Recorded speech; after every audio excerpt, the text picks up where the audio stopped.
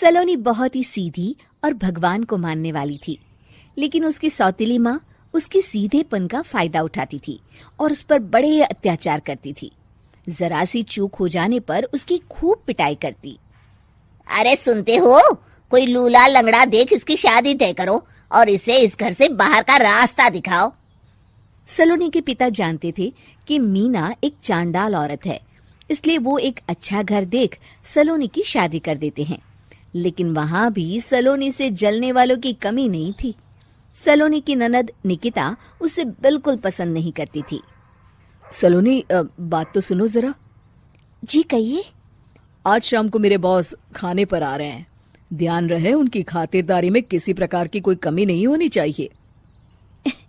जी आपने कह दिया, बिल्कुल वैसा ही होगा।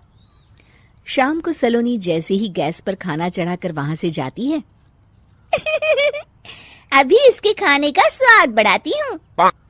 निकिता गैस की आंच तेज कर देती है। थोड़ी देर में देखते ही देखते सारा खाना जल जाता है और पूरे रसोई घर में चारों तरफ धुआं फैल जाता है। अब आएगा मजा। माँ जल्दी आओ, यहाँ देखो सलोनी ने किचन में आग लगा दी। अरे तेरा सत्यानाश हो, कल मुही तूने ये क्या कर दिया? सलोनी की सास उसे बहुत डांट फटकार लगाती है। तभी मोहन अपने बॉस के साथ घर में प्रवेश करता है। अरे भाई मोहन, ये क्या तुम्हारे घर का क्या हाल हो रखा है? लगता है खाना जल गया है। चलो खाने का प्रोग्राम कैंसिल करो, मैं अपने घर जाके खा लूंगा। सर दरअसल सर मुझे माफ कर दीजिए। अरे कोई बात नहीं, घरों में ये छोटी मोटी बातें होती रहती है। मैं समझ सकता हूँ, फिक्र मत करो, मैं नाराज नहीं हूँ और इस बात का तुम्हारे प्रमोशन पर भी कोई असर नहीं पड़ेगा। चले अब चलता हूँ मैं। बॉस के जाते ही मोहन सलोनी पर भड़क उठता है और उसे खूब खरी खोटी सुनाता है। भगवान, मेरी माँ तो कहती थी कि अच्छे लोगों के साथ हमेशा अच्छा होता है, फिर मेरे साथ ही बुरा क्यों होता है? आखिर मेरी गलती क्या है? तभी आकाशवाणी होती है। बेटी, अब तुम्हें कोई दुख नहीं दे पाएगा। तुम्हारा बुरा सोचने वाले की मन की सारी बातें तुम पहले ही जान जाओगी। अगले दिन सलोनी निकिता को चाय देने उसके कमरे में जाती है। तब निकिता के मन में कुछ बातें चल रही थी। कल तो मैंने सिर्फ खाना जलाया था, अब तू देखती जा सलोनी, तेरा इस घर में जीना हराम कर दूंगी। अच्छा, तो ये बात है, अब इसे सबक सिखाना ही पड़ेगा। कुछ दिनों के बाद, सलोनी, मेरे कपड़े जल्दी से प्रेस कर दो, ऑफिस के लिए देर हो रही है।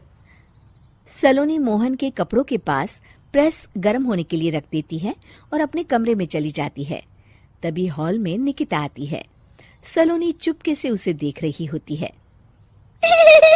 आज अगर मैंने ये कपड़े जला दिए तब तो पक्का मेरा भाई इस सलोनी की बच्ची को धक्के मार के घर से बाहर निकाल देगा। अरे तू क्या मुझे निकलवाएगी? महादेव है मेरे साथ। ठहर जा निकिता, आज तो तेरी खैर नहीं।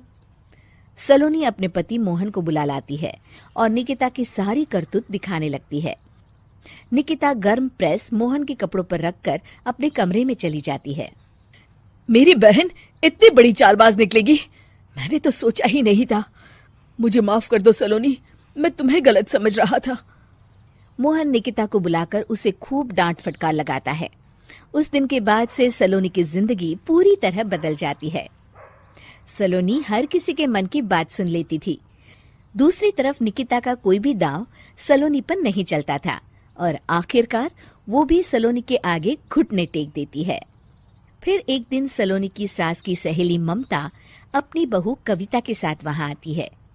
कविता मन ही मन कहती है, अरे ये बुढ़िया पागल है जो मुझे यहाँ लेके आ गई। कहाँ मैं अपनी किटी पार्टी छोड़ के इसके साथ यहाँ मरने आ गई। पता नहीं कब तक इसे झेलना पड़ेगा। अरे ये जल्दी मरे और इसकी सारी जायदाद मेरे नाम हो जाए। सलोनी कविता की सारी बातें सुन लेती है।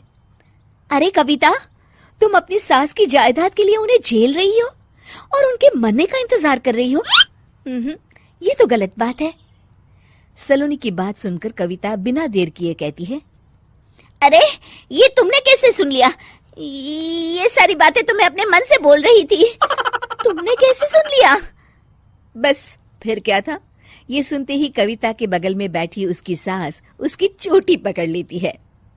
क्यों रे कलमुही, तू मेरे बारे में ये सब सोचती है? मम्मी जी, मुझे माफ कर दीजिए। बड़ी आई मेरी जायदाद लेने वाली, मैं आज ही अपने वकील को बुलाकर सब कुछ छोटी बहू के नाम कर देती हूँ। चल घर चल, आज तेरी अच्छी खबर लेते हूँ।